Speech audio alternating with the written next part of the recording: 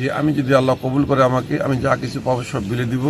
সেই সুবাদে এবারও যদি আল্লাহ আমাকে এমপি করায়, আমি যা কিছু সম্মানী ভাতা টিএডি যা কিছু মানে সরকার থেকে পাবো, সেটা আমি অসহায় গরিব মানুষের মাঝে মসজিদ মন্দিরে বিলে দিব।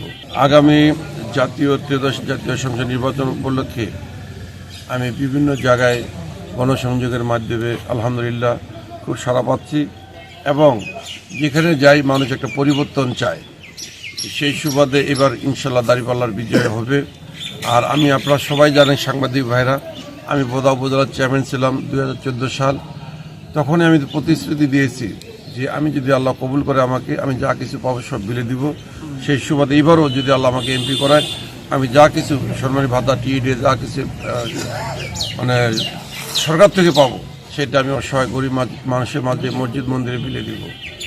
আর বিশেষ করে এটুকু বলি, প্রশাসনের দিক থেকে এ যাবৎ আমার মনে হয় নিরপেক্ষতা আমি পাচ্ছি, এবং ওই ধরনের টুকটাক একটা নির্বাচন করলে একটা প্রবলেম হতে পারে, সেটা ধরার মধ্যে না এ যাবৎ পর্যন্ত।